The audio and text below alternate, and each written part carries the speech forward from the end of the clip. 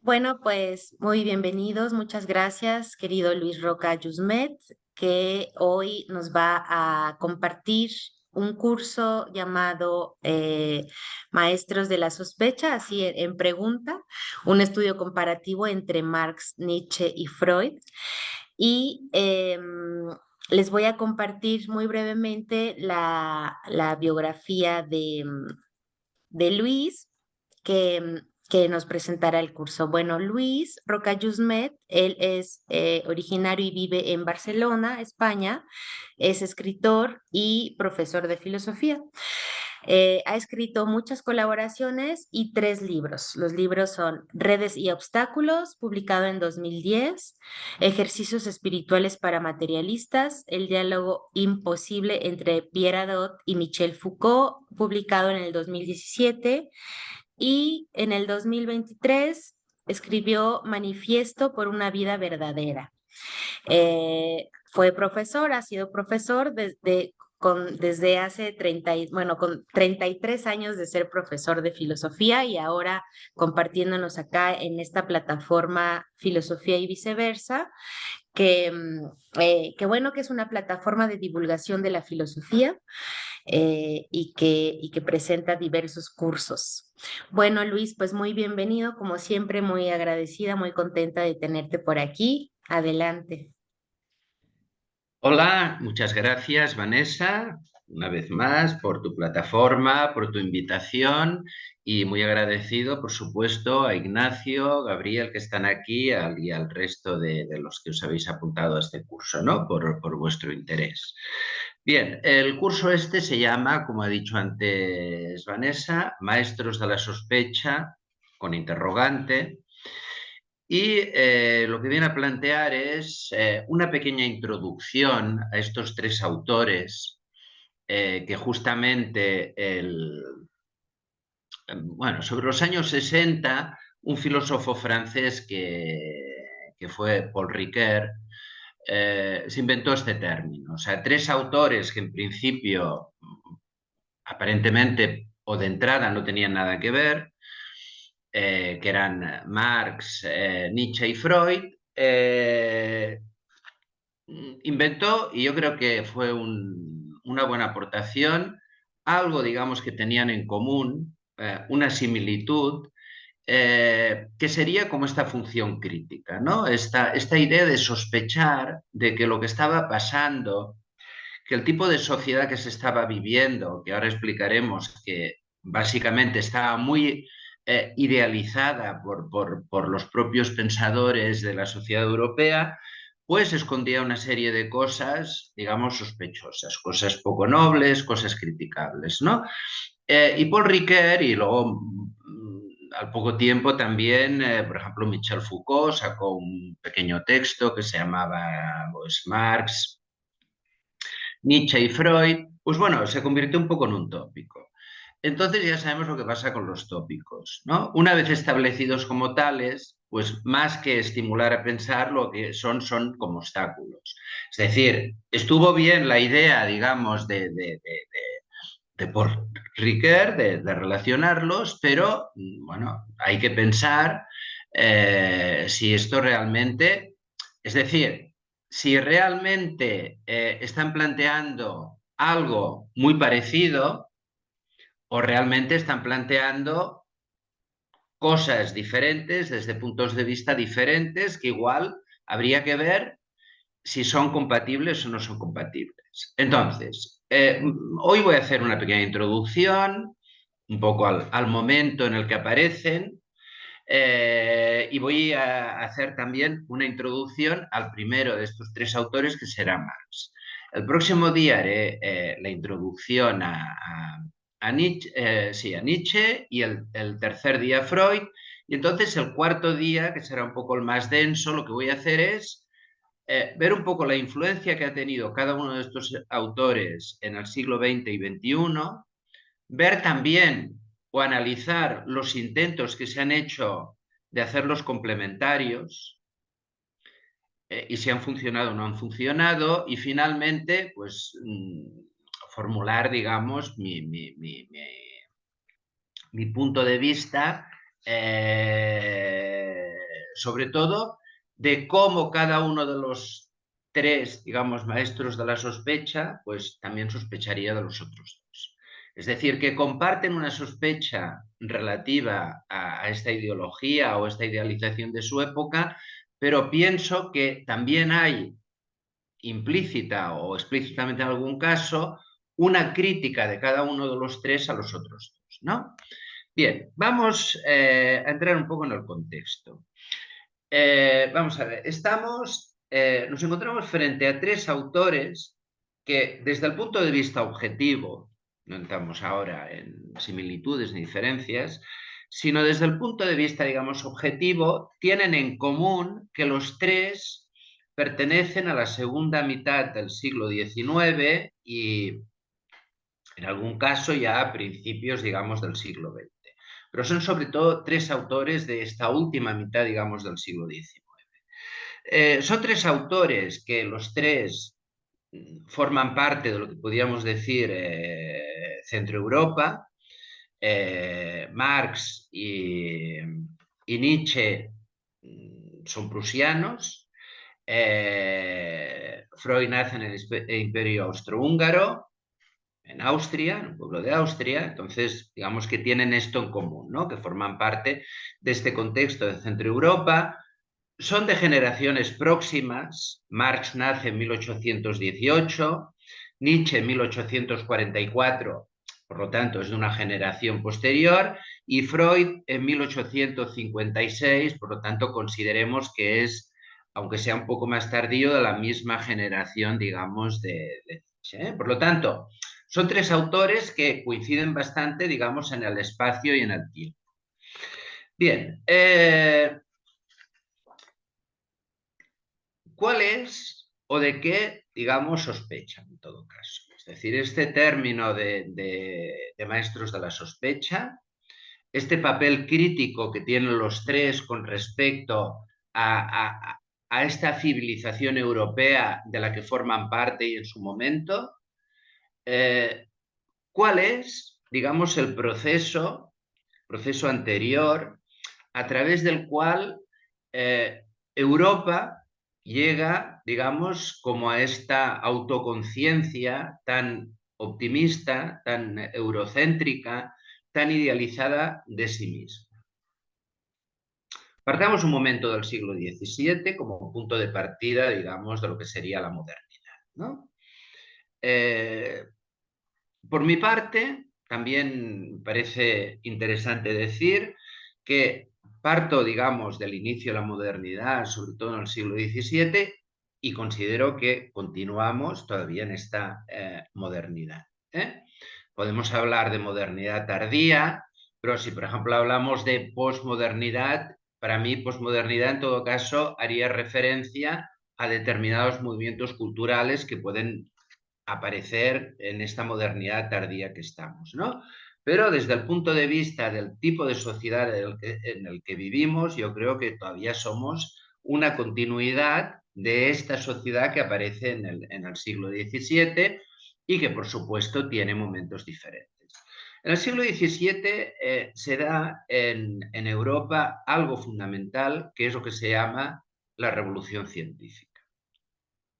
Es decir,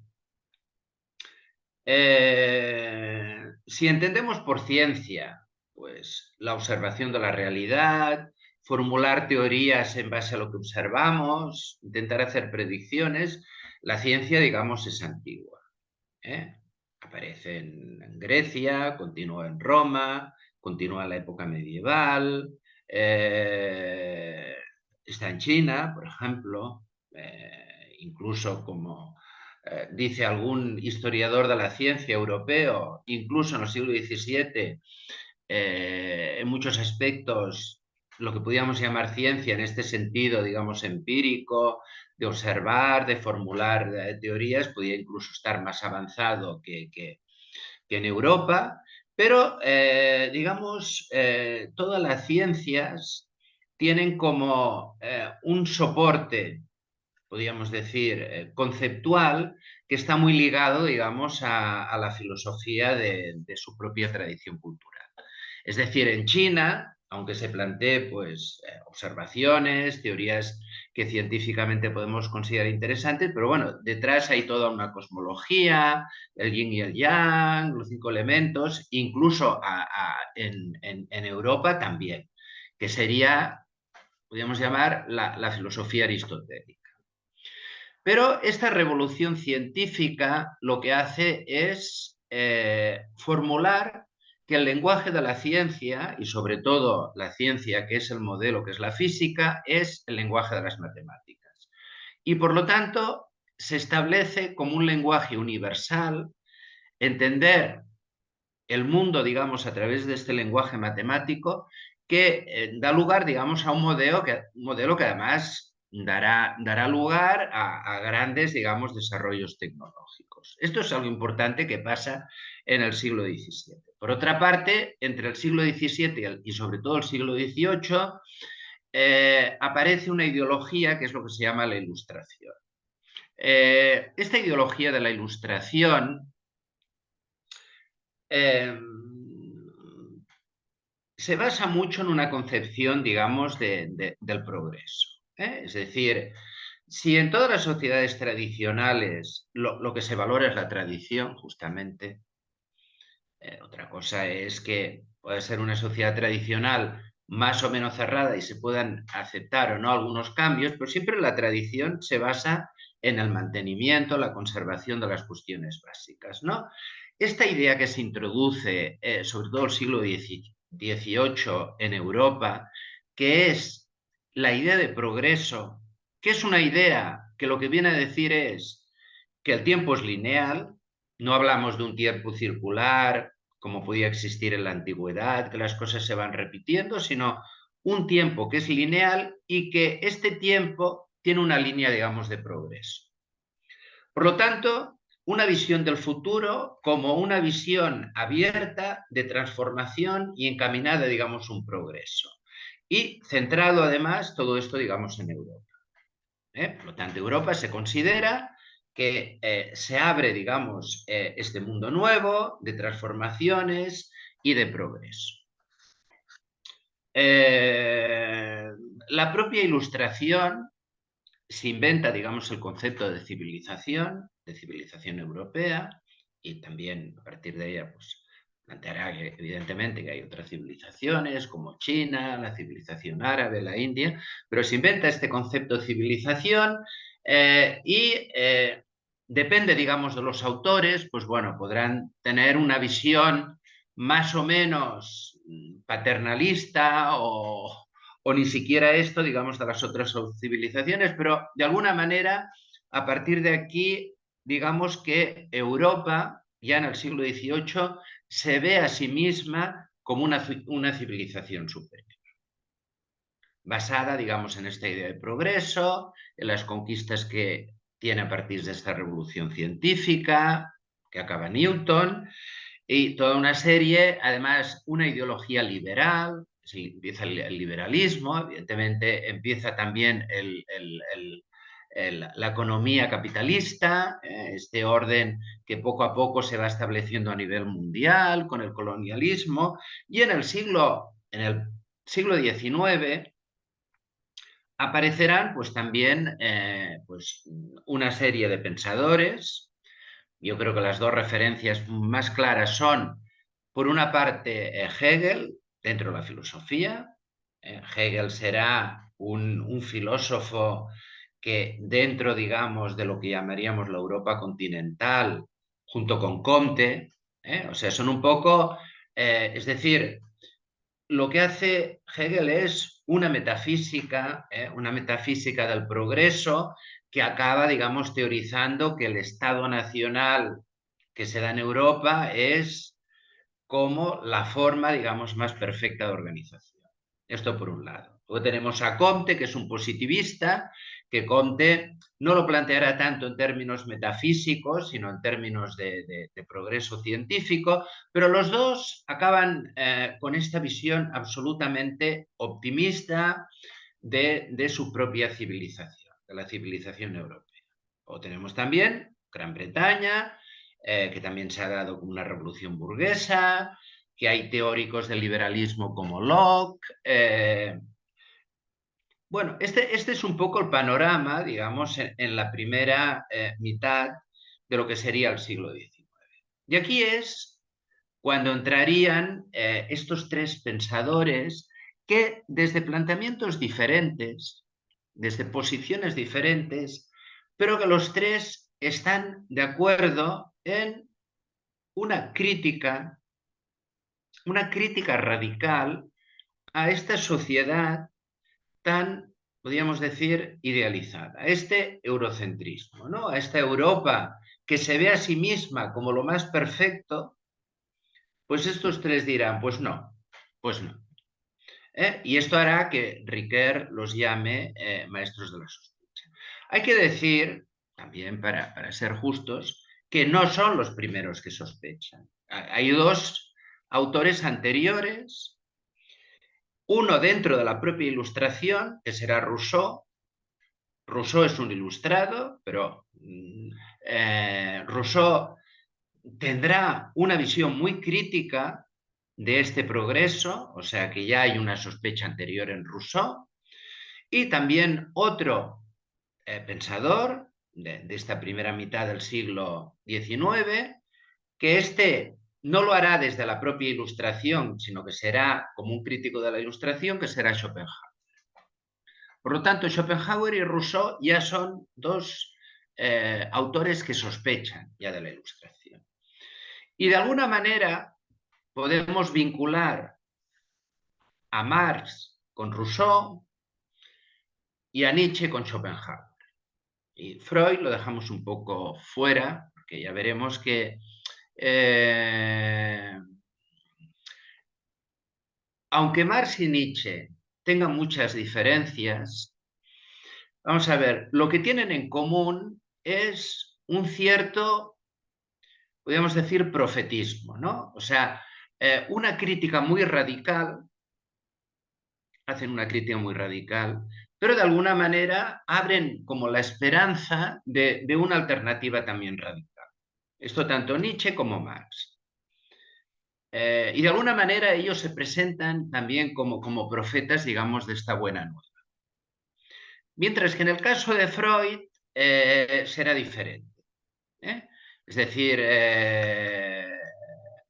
Freud de alguna manera también tendrá algo de ilustrado, pero la sospecha de Freud es más bien desde un pesimismo que vendrá a decir, bueno, sí, estamos en grandes avances civilizatorios, pero bueno, el precio que hay que pagar es duro. Por lo tanto, aquí ya empiezo desmarcando un poco a Freud por un lado de lo que serían Marx y Freud. Bien, también una cuestión que merece la pena recalcar, creo, es que ninguno de los tres se va a plantear o se va a presentar como un filósofo.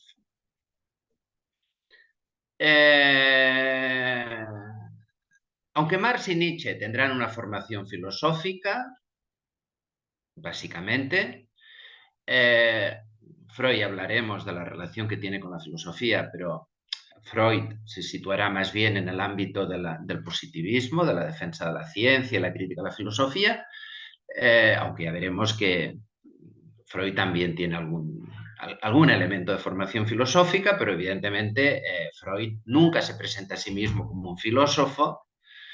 Y en el caso, digamos, de Marx y de Nietzsche, los dos se presentarán como críticos a la propia tradición filosófica y estos críticos, digamos, a la propia tradición filosófica lo harán como situándose fuera de lo que representa para ellos la filosofía en estos momentos, que será sobre todo una filosofía muy académica.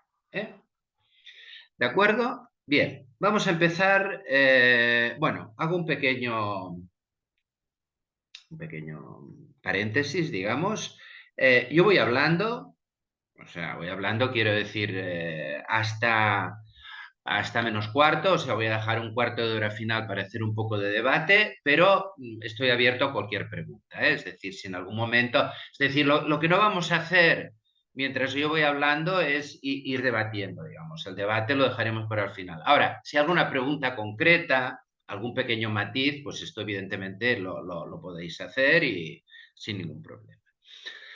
Bueno, vamos a pasar a Karl Marx. Vamos a ver. Marx nace, como he dicho, en 1818.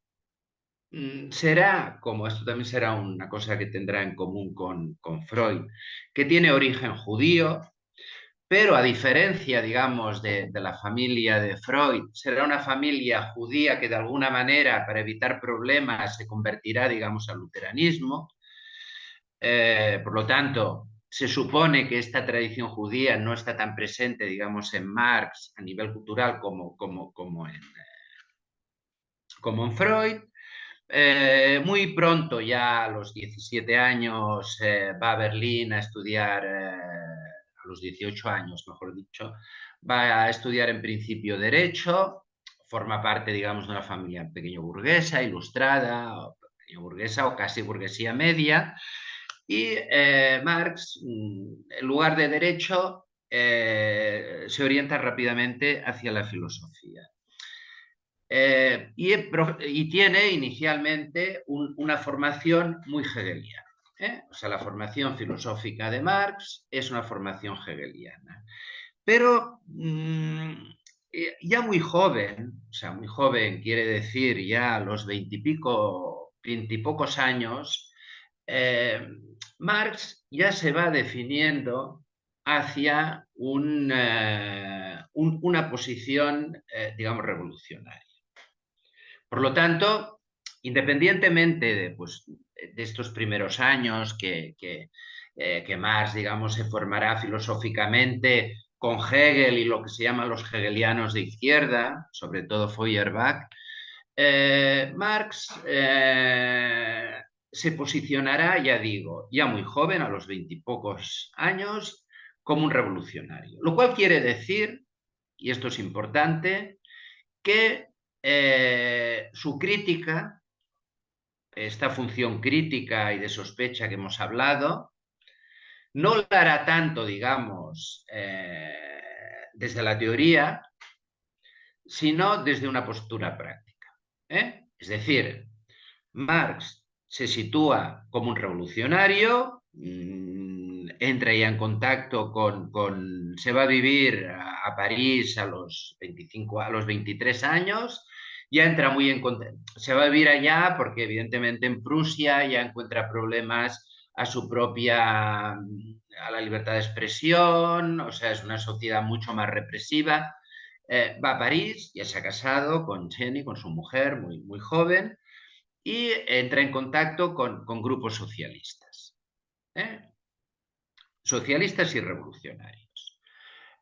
Y Marx ya se va identificando con este ideal. Es decir, Marx empieza a entender que su lugar, su posición es la defensa de una revolución contra las injusticias que está viviendo. Está viviendo, no las está viviendo él, quiero decir que ve que se está viviendo en el mundo en el que está. Por lo tanto, hay ya una posición, digamos, práctica, una posición política, una posición revolucionaria desde la cual hacer la crítica. Y Marx empieza a entender la filosofía no como, digamos, el camino que a él le interesa, sino como una caja de herramientas al servicio, digamos, de esta revolución. En uno de los primeros, de sus primeras publicaciones, tesis sobre Feuerbach, pues ya dirá una frase que se ha hecho famosa, ¿no? O sea, la filosofía hasta ahora ha interpretado el mundo, ahora lo que tiene que hacer es transformar. Que quiere decir que los conceptos filosóficos, igual que otros conceptos que buscará Marx, deben servir para esta práctica revolucionaria. ¿Por qué? Porque lo que ve Marx, que ya entra en contacto pues, con algunos alemanes que también han emigrado a París, entra en contacto con revolucionarios como Proudhon, y a los que Marx llamará socialistas utópicos. Porque Marx se da cuenta que está muy bien lo que plantean, pero, claro, es un brindis al sol. O sea, yo puedo decir, pues no me gusta la sociedad en la que estoy, es muy injusta y la sociedad tendría que ser de esta manera. Pero Marx dice, aquí lo que hace falta son dos cosas. Uno, un análisis científico de la sociedad en la que vivimos, entender la sociedad que vivimos, y dos, una estrategia política para cambiar las cosas. ¿Eh? Claro, aquí detrás tenemos un ideal, aquí podríamos decir, bueno, aquí ya hay una cosa filosófica, claramente, en Marx, que es el ideal, ¿no? Este ideal revolucionario. ¿Eh? Marx ya tiene, por lo tanto, como una propuesta moral o ético-política con la que se identifica. Y esto sí que lo situamos dentro de la filosofía, porque evidentemente la filosofía, sea para los que defienden la metafísica como Hegel o los que no la defienden como los positivistas o utilitaristas, una de las funciones que tiene la filosofía pues, es esta reflexión política, esta reflexión sobre la justicia. Y Marx pues, tiene una idea muy clara. Y su idea de justicia está muy en la línea con lo que serían los lemas de la Revolución Francesa. Una sociedad libre, una sociedad igualitaria y una sociedad fraterna. El mismo Marx está viviendo cómo todos los ideales de la Revolución Francesa, que para él representarían los jacobinos, han ido cayendo, y lo que hay ahora en París, que es donde vive él, por mucho que le guste más vivir en París que en Prusia, es una república, una sociedad burguesa, que no tiene nada que ver con estos ideales. Por lo tanto, fijémonos, lo que está planteando Marx es que si somos consecuentes con los ideales de la Ilustración, reflejados en estos lemas, libertad, igualdad, fraternidad, estos ideales son incompatibles con la propia sociedad europea, que es una sociedad capitalista. Esto es lo que Marx irá entendiendo. Es decir, por lo tanto, su crítica es muy radical. Es decir, frente a los que de alguna manera, como Hegel, como Comte, como Mill, como Bentham, plantean la sociedad en la que están, como diciendo, o anteriormente Locke, la sociedad en la que están diciendo, bien, estamos en una sociedad liberal, de libre mercado, de libertades políticas, de libertades civiles, o sea, estamos por lo tanto en una sociedad que avanza hacia estos ideales. Marx dice, no, es que estos ideales son incompatibles con la sociedad en la que vivimos, que es lo que él llamará el modo de producción capitalista. Y poco a poco, lo que irá haciendo Marx es, continuando, digamos, con esta formación filosófica hegeliana, lo que intentará Marx, dirá explícitamente, es dar la vuelta a Hegel. Vamos a ver, ¿qué es lo que le interesa a Marx de Hegel? Vamos a ver, lo que le interesa a Marx de Hegel es la concepción dialéctica, sobre todo, de la historia. Concepción dialéctica de la historia quiere decir que lo que formula Hegel es que la realidad, bueno, Hegel le dará una dimensión, digamos, metafísica, pero a Marx le interesa la dimensión histórica, es decir, la historia, o sea, el progreso, el avance, lo es a partir de la negación. Es decir, una cosa avanza en la medida en que va superando sus conflictos. Es decir, las cosas no avanzan nunca de manera lineal. Las cosas avanzan de manera dialéctica. Y que las cosas avanzan de manera dialéctica quiere decir que en una determinada realidad dada siempre surge su oposición y del conflicto se supera, y la superación de este conflicto que llevará a otra afirmación siempre nos sitúa en una realidad superior a la anterior.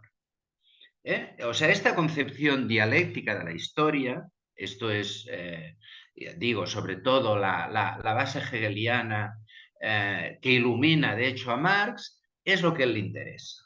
Es decir, Marx planteará que, vamos a ver, no hay que plantear ningún tipo de metafísica, o sea, Marx estará totalmente en contra de planteamientos metafísicos. Para Marx, la realidad humana es una realidad histórica, es decir, del hombre en general poco se puede decir, poco se puede decir. Quizás lo único que dice Marx es que lo que define al hombre no es su capacidad de pensar, como decía Aristóteles, ¿no? El hombre como animal simbólico, como capacidad de hablar, de pensar, sino que lo que define al hombre es su capacidad práctica de transformar la naturaleza. ¿Eh? O sea, el hombre es un animal que transforma la naturaleza.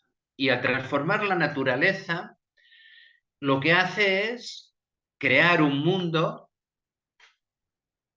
en lugar de adaptarse, como hacen el resto de animales, digamos, a la naturaleza. El hombre transforma la naturaleza y al transformar la naturaleza crea como un mundo propio.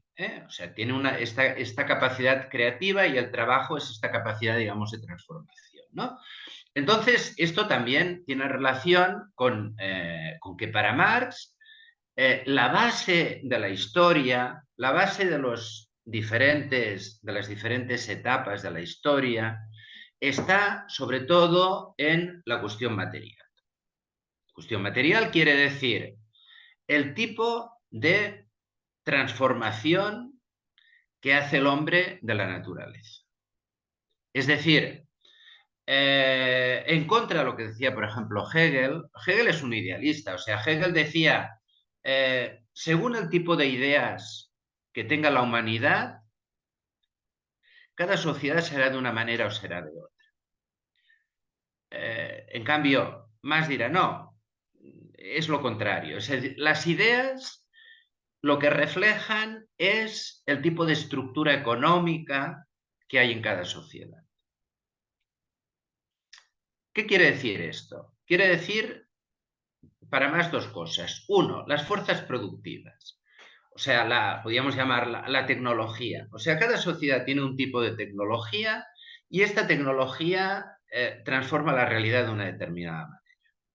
Pero para Marx, aunque esto sea importante, porque para él la propia historia del ser humano, entendida dialécticamente también, es un desarrollo, digamos, de la tecnología, es decir, cada época concreta ha sido un desarrollo importante de la tecnología para llegar a un momento en que este propio desarrollo tecnológico posibilita, digamos, una sociedad de hombres libres y hombres iguales.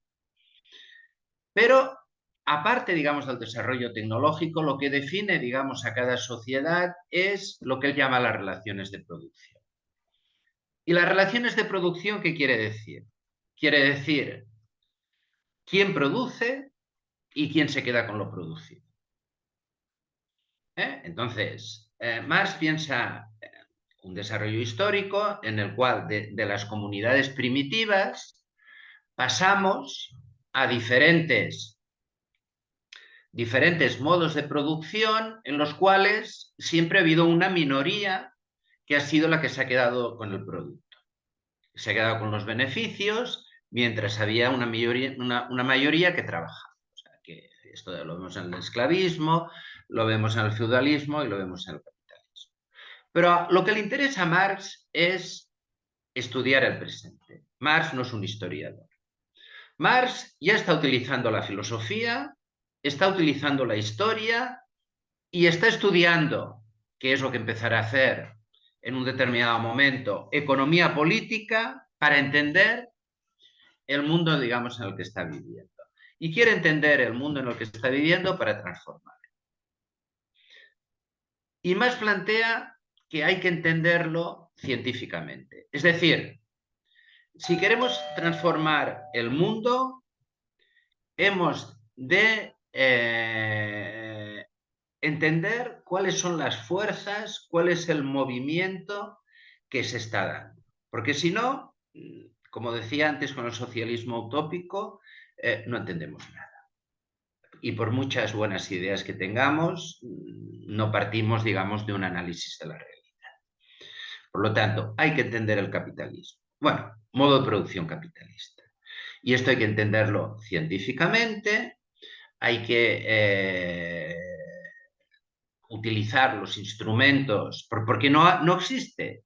O sea, ¿por qué no existe para Marx un estudio científico de la sociedad? Si se ha dado la revolución científica 2 siglos antes, la física, en lo pasado la química, ¿por qué no hay una comprensión científica de la propia sociedad?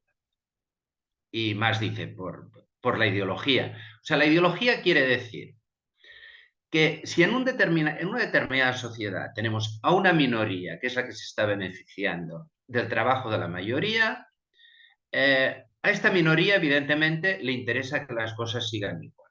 Entonces, la pregunta es, ¿por qué si la mayoría trabaja y la mayoría no está beneficiándose de su trabajo y los que se benefician son una minoría que no son los que está trabajando? La pregunta es, ¿y esto cómo se mantiene?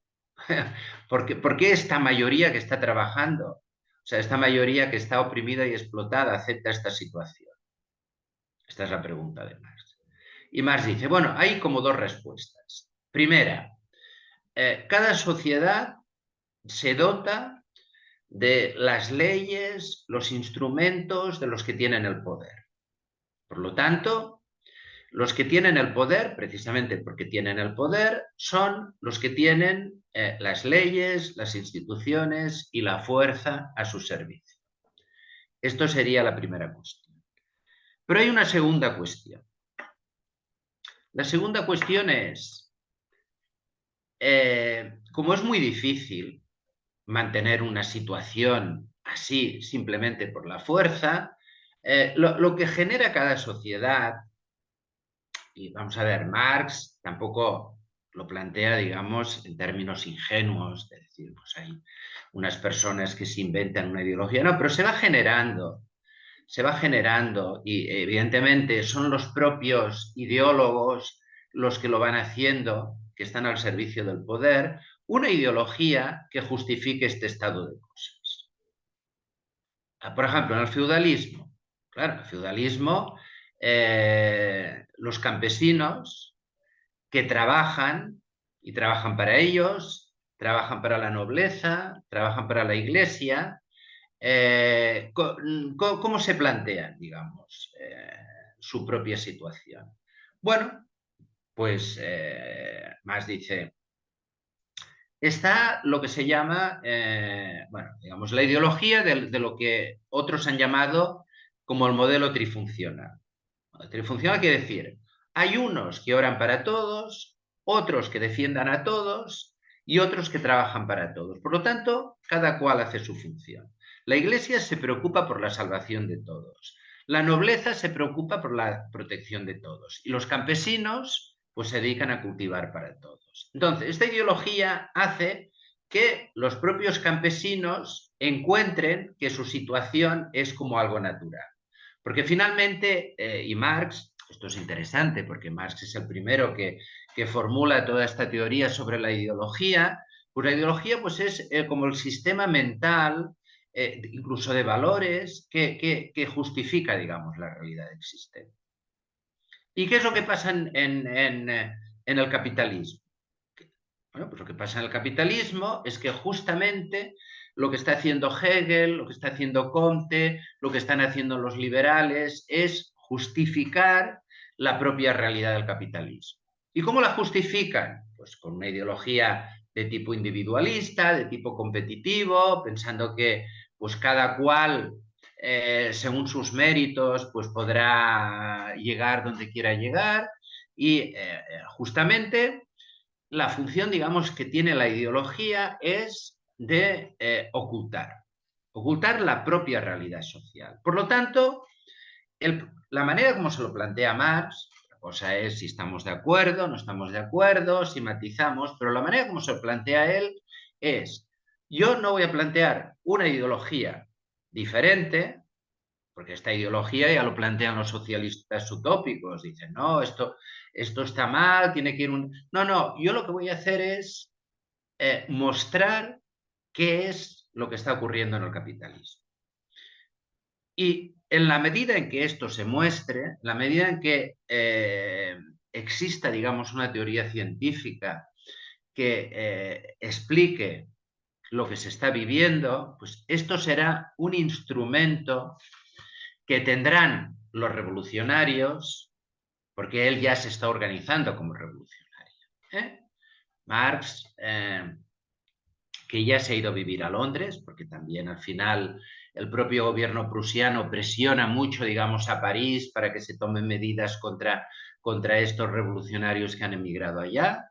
Entonces, Marx se va a Londres, tiene diferentes momentos, vive momentos también de pobreza, otros no tanto, pero una locura, digamos, es una locura de vida. ¿Por qué? Porque Marx está estudiando, teorizando, trabajando como periodista, está organizando,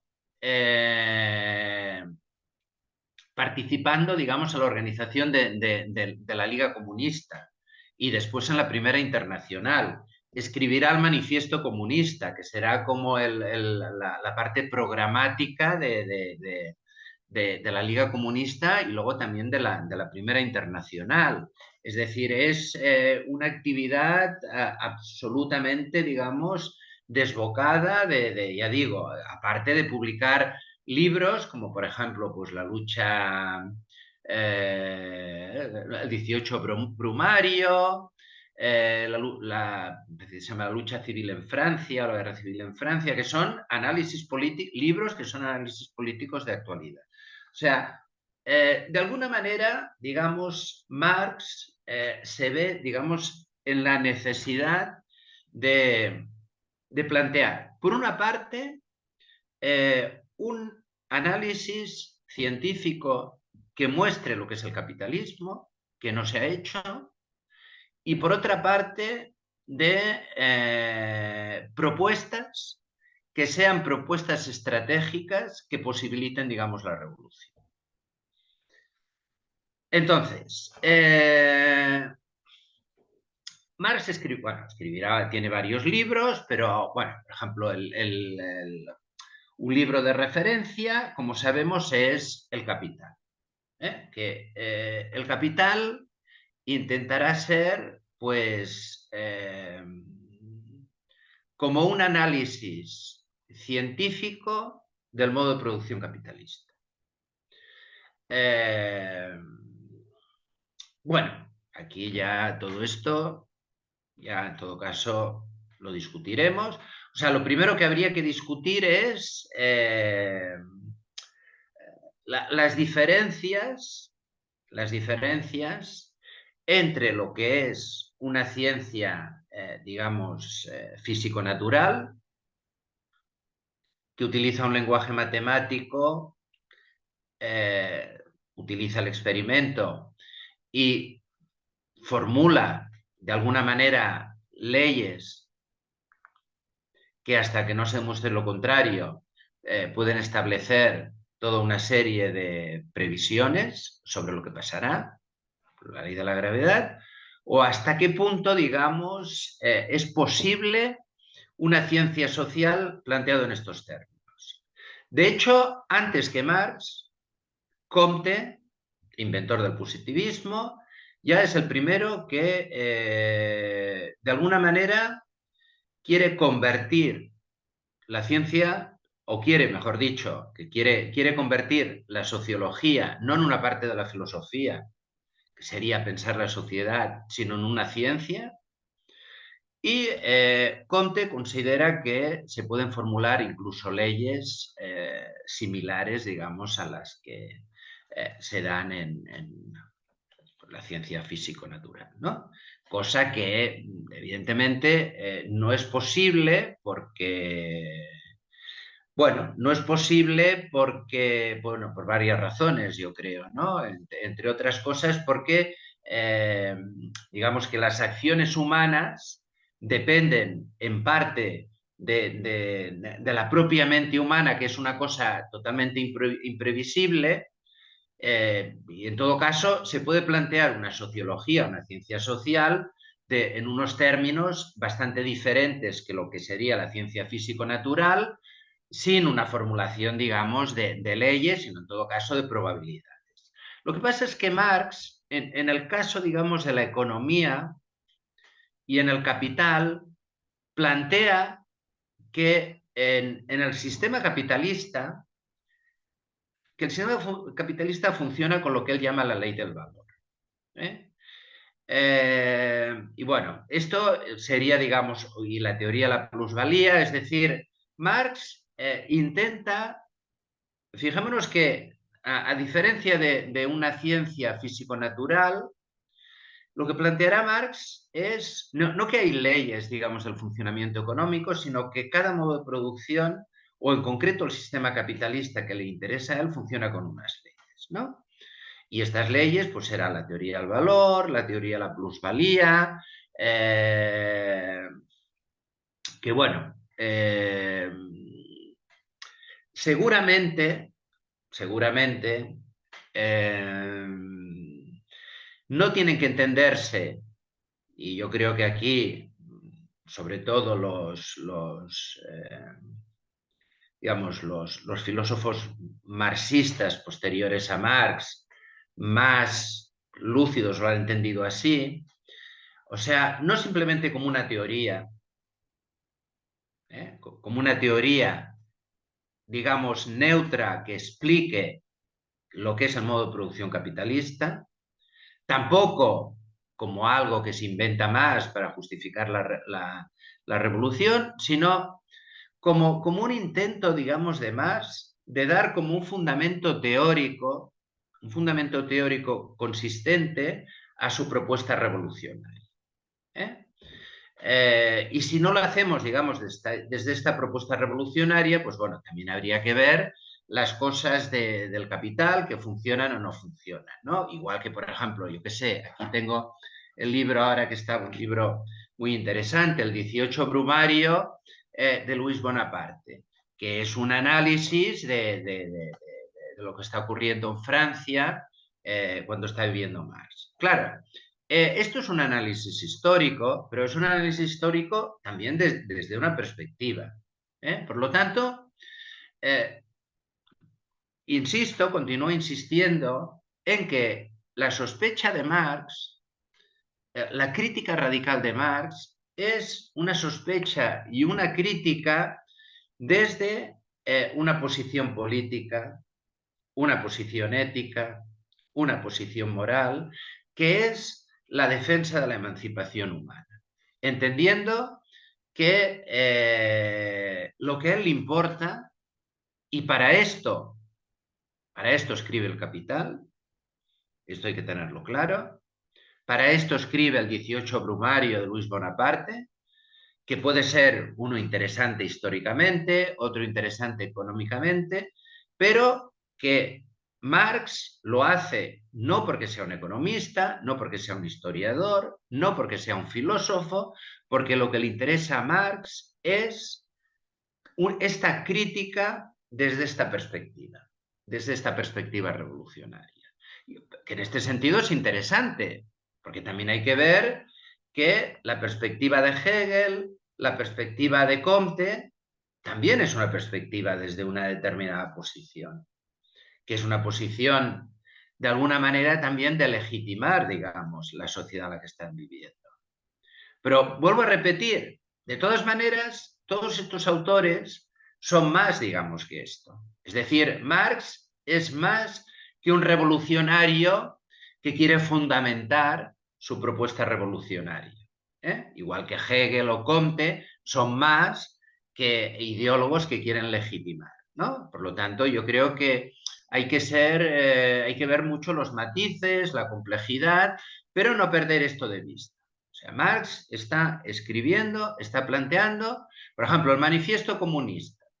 El manifiesto comunista, la primera frase es, la lucha de clases es el motor de la historia.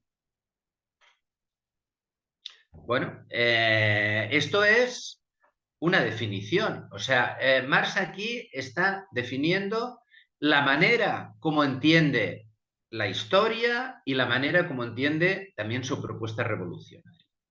¿Eh? Si nosotros nos remitimos a cada época histórica, habría que ver desde un punto empírico, desde un punto de vista histórico, desde un punto de vista, digamos, de los hechos, si realmente todos los cambios importantes se han dado, digamos, por esta lucha de clases. O sea, vamos a ver, lo que podríamos decir ahora, y voy a coger una palabra que está de moda, es la palabra relato. Es decir, lo que hace Marx elabora su relato. Elabora su relato desde esta perspectiva revolucionaria.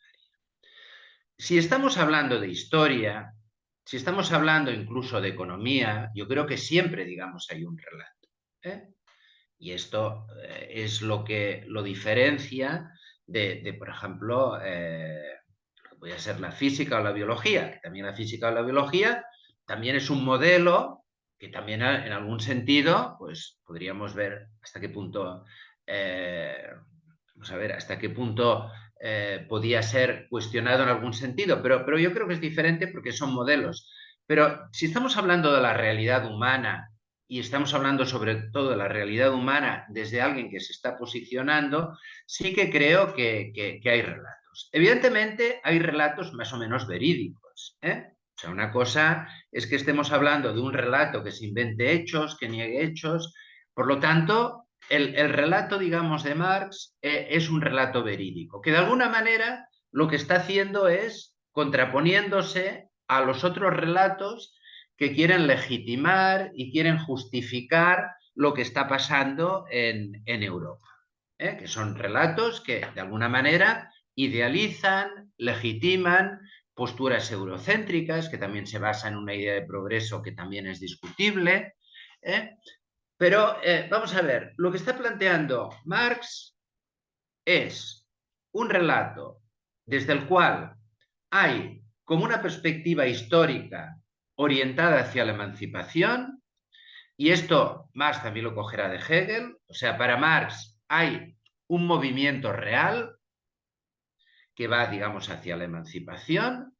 Para Marx, el capitalismo ha conseguido un desarrollo de las fuerzas productivas impresionante que se puede poner al servicio del conjunto de los humanos en esta sociedad que él llama comunismo. Y fijémonos que la palabra comunismo, esto también es una cosa anecdótica, Marx la coge, o sea, Marx se llama a sí mismo comunista porque la palabra socialista era como demasiado subversiva. Es decir, Marx inventa comunista en el sentido que él defiende lo común, porque rápidamente cuando alguien se llama socialista, pues todo el mundo le ataca como un subversivo, y bueno, evidentemente Marx es revolucionario, pero Marx quiere quitar un poco de hierro, digamos, a todo lo que implica en el imaginario social la palabra socialista, y dice, bueno, comunista, yo defiendo lo común, los intereses comunes. Luego, evidentemente, ya veremos que la palabra comunismo, digamos, tendrá un sentido más radical que socialista, pero todo esto es posterior. O sea, la época, digamos, de Marx, revolucionario, socialista, comunista, anarquista, ya empieza a tener con Marx un sentido diferente. Porque Marx tendrá la discusión en la Primera Internacional con Bakunin. Dicho entre paréntesis, me he olvidado una figura importante, que es la figura de Engels. Marx ya entra en contacto en París, cuando llega a París a poco tiempo, con Engels, que es hijo de un industrial importante, pero que también quiere ponerse al servicio de la revolución. Entonces Marx y Engels colaboran en muchos de los escritos, colaboran también, bueno, el Capital, por ejemplo, escribe solo Marx en la actividad política, en la propia Asociación Internacional Obrera, que es la primera que se plantea lo del internacionalismo proletario, la necesidad de unir a todos los partidos, digamos, del proletariado, porque aquí entramos ya en una cuestión importante que también tiene relación, digamos, con el capital, que es el planteamiento que tiene Marx, digamos, de las clases sociales. Para Marx las clases sociales son objetivas, es decir, las clases sociales están diferenciadas por o ser propietarios de los medios de producción o vender la fuerza de trabajo a cambio de un salario. Los que compran la fuerza de trabajo son los que crean, digamos, una plusvalía, un beneficio que vuelven a invertir otra vez. Por lo tanto, son, digamos, claro, son los explotadores. Fijémonos que, claro, aquí hay un poco de trampa, digamos, ¿no? En Marx, o sea, Marx habla de explotación de fuerza de trabajo. En el Capital le da como un sentido técnico, digamos, ¿no? Es decir, explotar fuerza de trabajo quiere decir que el capitalismo que invierte, el capitalista que invierte saque un beneficio. Pero claro, al mismo tiempo, la palabra explotación ya tiene este sentido, digamos, negativo, ¿no? Tiene un sentido, y esto en el imaginario social, que más también juega un poco con esta ambigüedad. O sea, está la burguesía, que son los que sacan la plusvalía, los beneficios, y están el proletariado o clase obrera, que son los que venden la fuerza de trabajo. Y en principio, el salario que reciben es solo para mantenerse y reproducirse. Estas son las clases fundamentales. Evidentemente que Marx aceptará matices, por ejemplo, está la pequeña burguesía, que serían, por ejemplo, pues, profesionales, digamos, autónomos, empresas familiares, campesinos que trabajan sus tierras. Esto sería pequeña burguesía, pero para Marx es una clase marginal. Y luego también está lo que llama el lumpenproletariado, que serían marginados, prostitutas, delincuentes, mendigos, ¿no? Y es interesante porque Marx dice, bueno, la burguesía defenderá siempre sus intereses y defenderá el capitalismo.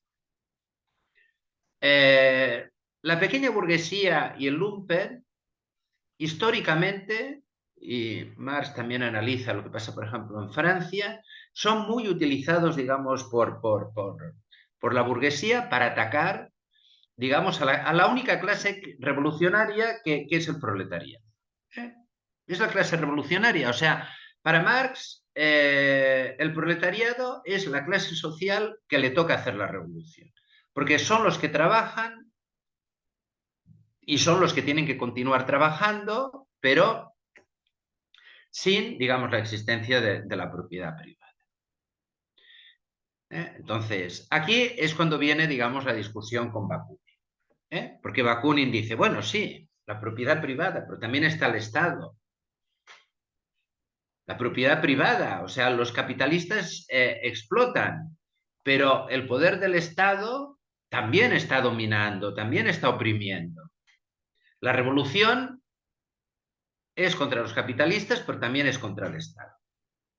Y aquí vendrá la discusión. Marx dirá, no. Dirá, podemos hablar del comunismo y Marx pensemos que tampoco tampoco quiere teorizar mucho lo que será esta sociedad comunista, porque, bueno, también piensa que es una cosa que se irá construyendo, pero que de momento hay que ver cómo salimos del capitalismo y cómo se hace la transición, digamos, a esta sociedad sin clases y sin Estado. Y más planteará que durante mucho tiempo tiene que haber un Estado que esté dominado por aquí viene entonces un poco el problema, que esté dominado ¿por quién? Que esté dominado por el proletariado. Y aquí Marx utilizará la expresión dictadura del proletariado, que de hecho... Pero claro, ¿qué quiere decir más con dictadura del proletariado? Lo que quiere decir más con dictadura del proletariado es que el proletariado será el que gobernará y hará una dictadura contra estos capitalistas que quieren sabotear. Pero aquí ya tenemos una cierta ambigüedad. O sea, Marx defiende la democracia. ¿Qué quiere decir defender la democracia? Bueno, también aquí hay una postura un poco ambigua. Marx vive lo que ocurre en la Comuna de París. En la Comuna de París es una especie de revolución que se da al acabar la guerra franco-prusiana. Los soldados, los obreros se organizan en asambleas, hay como una representación directa, lo que sería una democracia, digamos, directa. Esto a Marx le gusta, pero Marx también defiende que considera que en los países donde la clase obrera es más fuerte, por ejemplo en Inglaterra o por ejemplo en Alemania, que ya son países, y Francia también, o sea, son países que de alguna manera plantean un tipo de democracia parlamentaria, la posibilidad del sufragio universal, pues el, el, el, el la clase obrera, el proletariado, se puede organizar en un partido y este partido tiene que ganar las elecciones. Y una vez que gane las elecciones, pues tiene que tomar medidas, estas medidas que serán medidas de nacionalizaciones, medidas de nacionalizaciones de servicios públicos, de la banca, que evidentemente se opondrá, digamos, intentará sabotear, digamos, el capitalismo, ¿no? Y un poco, bueno, son ya -20. Igual podríamos hacer un poco de debate porque ya noto que he hablado demasiado. O sea, podemos hacer un poco de debate y continuamos, ¿no? Que quedan 20 minutos. A ver qué os parece, qué os sugiere, qué ideas queréis comentar.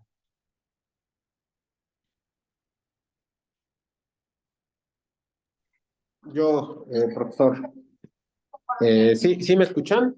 Sí, sí, se te escucha, Ah, Gabriel. gracias, gracias, profesor. Oye, la primera muy interesante y un recorrido muy rápido, pero con nivel de profundidad adecuado, digamos, al menos para mí, ¿no? De este recorrido de Marx. Eh, yo tengo una duda, a ver usted cómo lo plantea. Creo que lo explicó, pero quizá me gustaría profundizar un poquito más.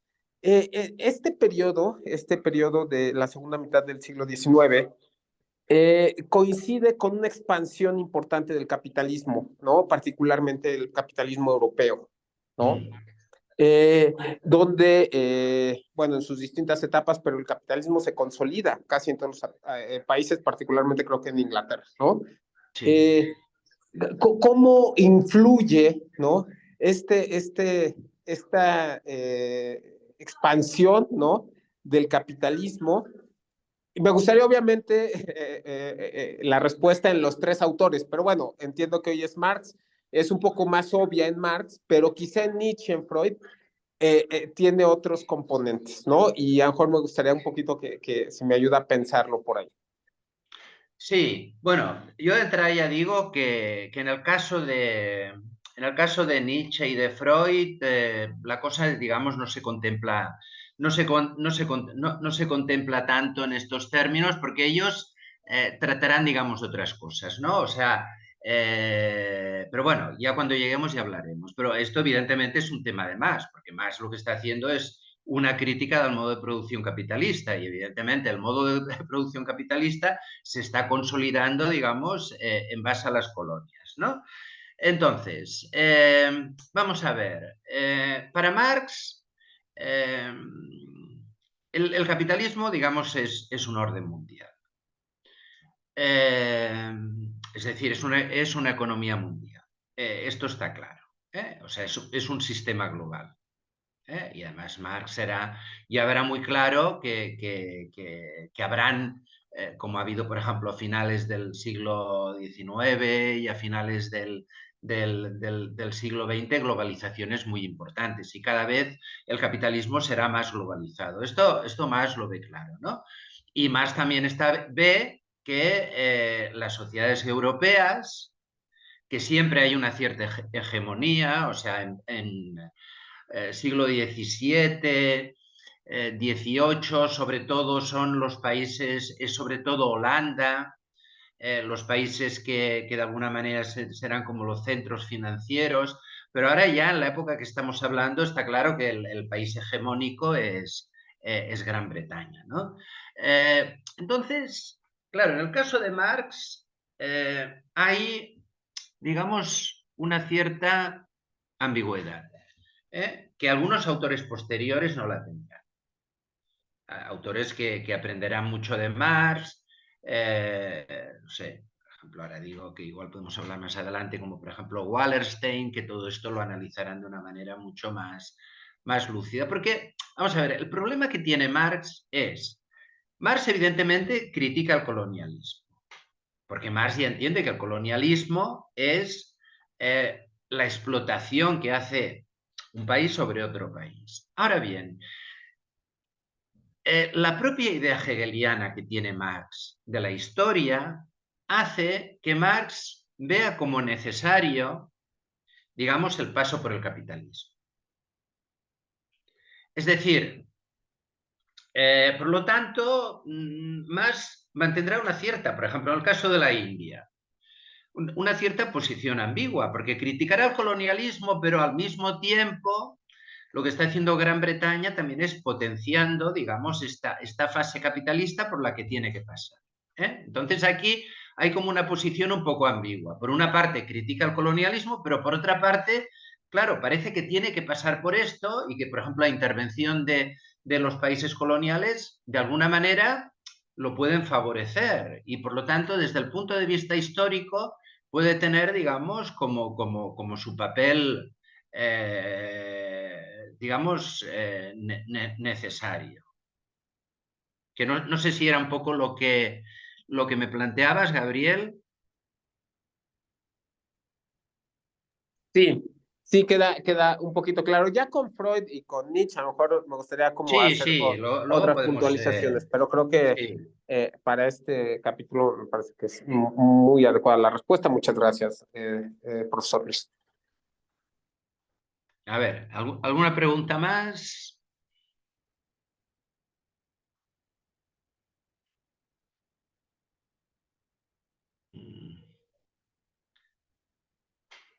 ¿Algún tema, alguna cosa que os haya llamado la atención, que no haya quedado muy claro, que queréis profundizar un poco más? Yo voy mirando mientras tanto a ver si me he dejado alguna cosa, pero...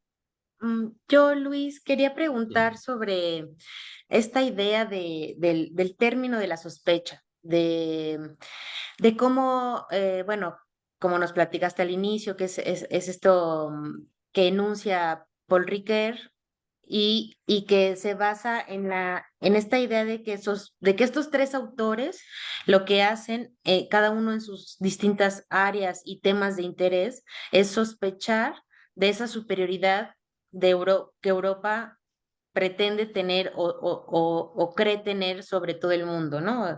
En, en diferentes ámbitos. Entonces, mi pregunta va por esa idea. Bueno, ampliar un poco esta idea de la sospecha, o sea, exactamente, bueno, como de qué están sospechando en el sentido de si esta sospecha es una postura crítica, porque lo es, por supuesto, Sí. es una postura crítica, pero además también de posicionarse en contra de ella, ¿no? O sea, no solo es como Sí, la sospecha porque sospecha nos suena a una creencia que debe de demostrarse o algo así, pero más bien ellos sí están tomando una postura completamente crítica y en contra de una superioridad supuesta que ellos están nombrando sobre todo el mundo, ¿no? sí, pero vamos a ver, maticemos una cosa. Hay una parte que totalmente de acuerdo. O sea, la sospecha es una sospecha de decir, bueno, aquí hay una especie de autoengaño, porque fíjate una cosa, o sea, en el caso de Marx, ahora lo matizaré, pero en el caso, por ejemplo, de Freud y en el caso, digamos, de Nietzsche,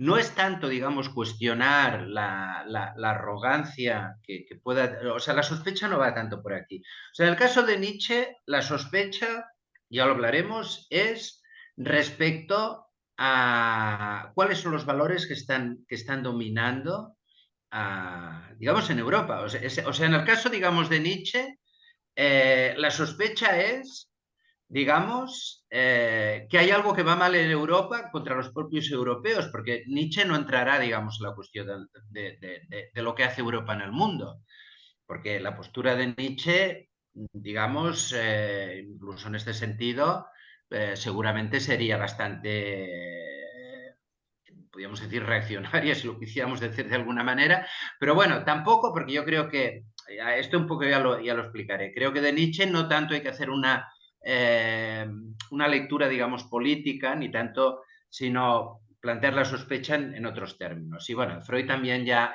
plantearíamos, pero claro, Freud tampoco será tanto la cuestión de Europa, digamos, con respecto al mundo. En el caso de, vamos a ver, en el caso de Marx sí, pero no tanto, digamos, la cuestión de Europa con respecto al mundo, sino la cuestión digamos, del orden capitalista que está imponiendo en el mundo y que de alguna manera los propios obreros europeos, digamos, son víctimas de alguna manera. Por lo tanto, vamos a ver, en el caso de Marx, Marx sospecha que se está creando una economía mundial capitalista que vamos a ver, que es necesaria. Claro, aquí está también un punto, porque la propia visión dialéctica de Marx hace que el capitalismo lo vea como un paso necesario al comunismo, ¿no? Y entonces, ¿qué pasa? Que el capitalismo se tiene que superar. O sea, no es que más defienda el capitalismo. O sea, para él el propio movimiento de la historia lleva al capitalismo como superación del feudalismo, pero claro, esto pasa sobre todo en Europa, pero se va expandiendo, digamos, por el mundo. Marx también se equivoca porque justamente la revolución no pasa, digamos, donde pensaba él que pasaría, que sería en los países de Europa más desarrollados. Pasa en un país o en dos países semifeudales, que será primero Rusia y después China, ¿no? Entonces, sí que, digamos, Marx ve, o sea, vamos a ver, la depredación, digamos, que hace el capitalismo en el resto del mundo. Y en este sentido, la sospecha es decir, bueno, es que aquí, y es una sospecha, como tú dices, que no es sospecha, sino que es denuncia. O sea, claro, también podía ser. Pero, por ejemplo, el caso de denuncia, yo creo que funciona en Marx y funciona en Nietzsche desde perspectivas diferentes, pero tampoco funcionaría en Freud. En el caso de Freud, sí que lo de sospecha sería quizás más adecuado, pero ya lo hablaremos en su momento, ¿no? Pero en el caso de Marx, sí que es una denuncia, ¿no? Es una denuncia de este orden capitalista que es absolutamente explotador, digamos, de clase, y también es explotador, digamos, de pueblos. Y es claro, o sea, no es una sospecha, o sea, es una denuncia. Por esto que el propio término de sospecha aplicado a Marx, bueno, o sea, sirve un poco para hacer como este pack de estos tres autores, que cada uno en su momento, pero claro, en el caso de Marx es claramente una denuncia y además con una propuesta alternativa.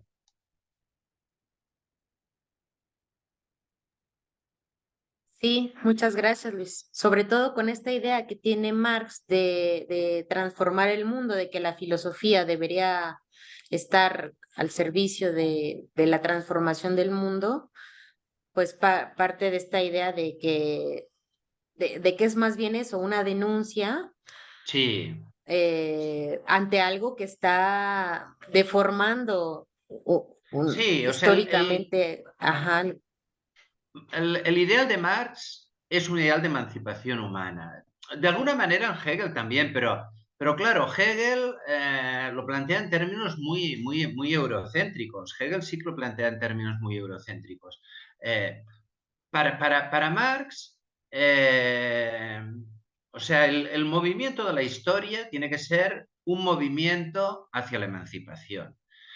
Todas las etapas difíciles que ha pasado la humanidad, feudalismo, esclavismo, incluso ahora capitalismo, porque Marx lo denuncia, porque por ejemplo, en la época de Marx está por ejemplo Stuart Mill, John Stuart Mill, que John Stuart Mill es muy interesante, pero claro, Marx le dice, bueno, está muy bien, o sea, Marx le dice, vamos a ver, todo lo que está defendiendo Stuart Mill de una sociedad libre, una sociedad de sujetos libres, Marx le dice, esto está bien, pero ¿quién lo puede hacer? Si estamos hablando de una Europa que la mayoría de obreros trabajan toda la semana, 14 horas, de niños que están trabajando, de cómo vive la gente en la India, cómo vive la gente en las colonias. Entonces, Marx dice, vale, esta libertad que dices está muy bien, pero es que primero hemos de hacer una revolución, porque si no, esta libertad solo la vive pues esta clase social o estos aliados que tendrá, digamos, en las colonias, que serán los que se lo pueden permitir.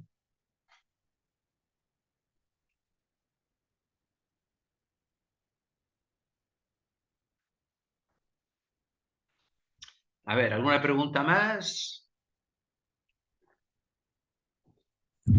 Buenas tardes. Dime, Rodrigo. Sí, mire, bueno, trataré de explicar lo que entiendo porque al final de cuentas, yo tengo una duda sobre un vínculo que usted mencionó entre Marx y Rousseau. Pienso que a mí, bueno, por cómo plantea esta dialéctica Marx, y cómo se han dado los distintos estadios del capitalismo, eh, a mí me parece más incluso un discurso hobbesiano, ¿no? Donde el hombre, precisamente en esta depredación, necesita llegar a acuerdos para protegerse a sí mismo.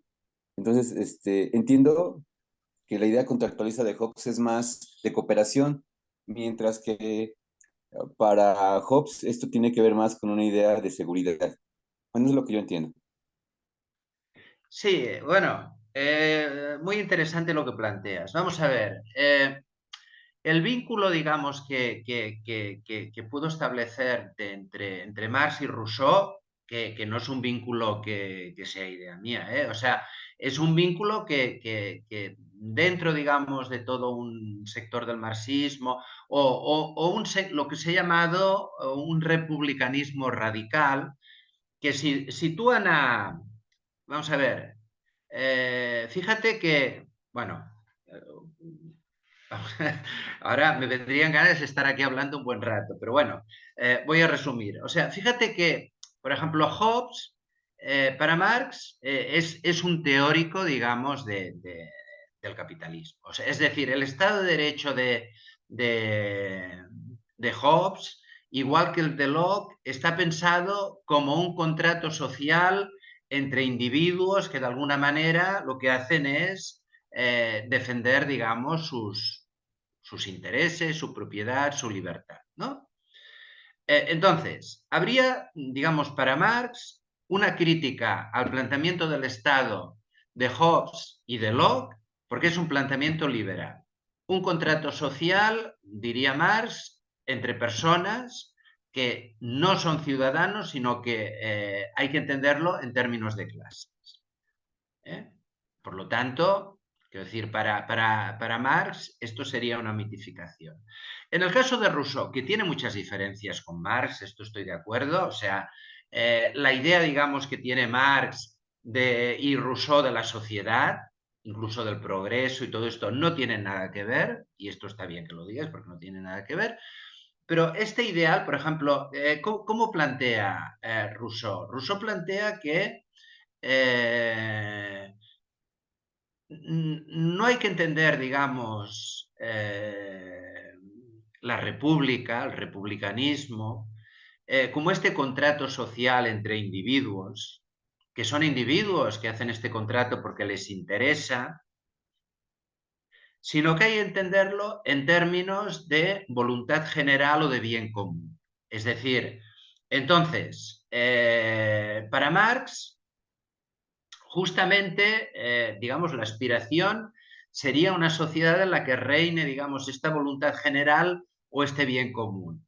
Rousseau, por otra parte, también está vinculado un poco a los jacobinos, a Robespierre, que desde el punto de vista de Marx, en la Revolución Francesa representarían no la parte burguesa, sino la parte, digamos, popular, ¿no? Entonces, simplemente, igual que he dicho, he hecho un vínculo entre Schopenhauer y Nietzsche, y ya veremos que este vínculo también será muy relativo, porque Nietzsche luego lo criticará mucho, pero un poco, vamos a ver, un poco la idea, digamos, que vamos a ver, podemos plantear dos tipos de sospechas, si queremos.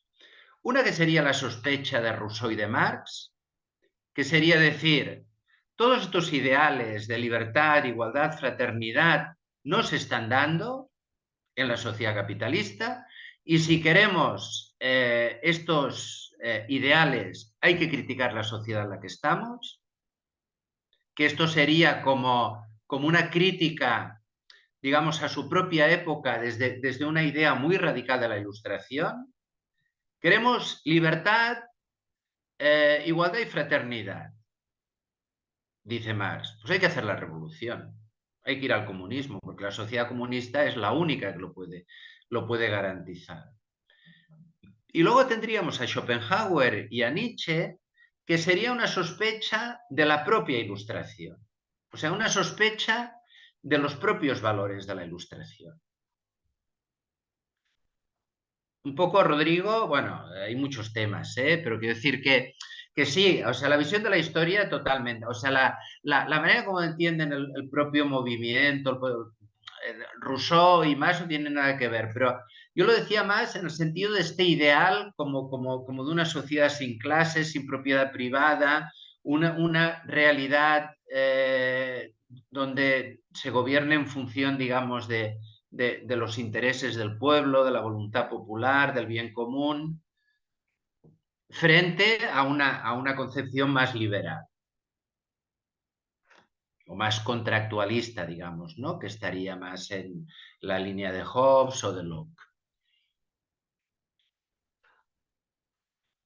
No sé, Rodrigo, si un poco la cosa iba por aquí.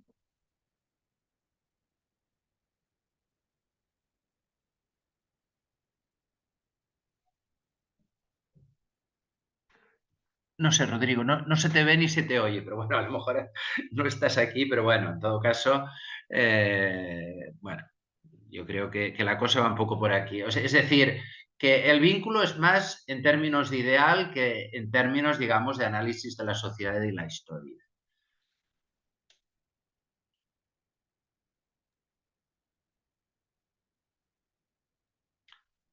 No sé si, bueno, ya, de hecho ya es la hora. Si hay alguna pregunta más, la recojo y si no, pues vamos a ver, como hemos hecho con otros cursos, el WhatsApp sirve también para dialogar. O sea, el próximo día hablaremos de Nietzsche. Toda la clase estará dedicada a Nietzsche. Por lo tanto, En el WhatsApp esta semana o podéis plantear igual alguna cuestión, alguna duda, alguna cuestión que os surja, digamos, de lo que hemos hablado hoy, o incluso podéis plantear alguna cosa respecto a Nietzsche que os interese o alguna cosa que queráis decir, ¿no? Yo de tanto en tanto lo voy mirando, o sea que vamos hablando. Sí, Luis, muchísimas gracias. Muchísimas gracias a todos. Pues los invitamos a participar ahí a través del chat para generar más diálogo y que la siguiente clase, bueno, podamos, además de escuchar la exposición de Luis, también plantear algunos otros planteamientos, ya sea de esta clase o de Nietzsche. Y bueno, pues ahí estamos en contacto para cualquier cosa. También si quieren alguna recomendación bibliográfica, que quieran preguntarle a Luis, Sí, que sí, se por pueda leer supuesto. algo en la Sí, semana, sí, si hay por tiempo, ¿no? supuesto. Cualquier pregunta. En principio, tal como está planteado el curso, pues no hace falta ninguna lectura, pero bueno, si alguien tiene alguna pregunta, pues encantado. Sí, muchas gracias, Luis, y gracias a todos. Nos vemos por acá el próximo jueves. Vale, gracias Vanessa y gracias a todos vosotros. Hasta luego. Gracias.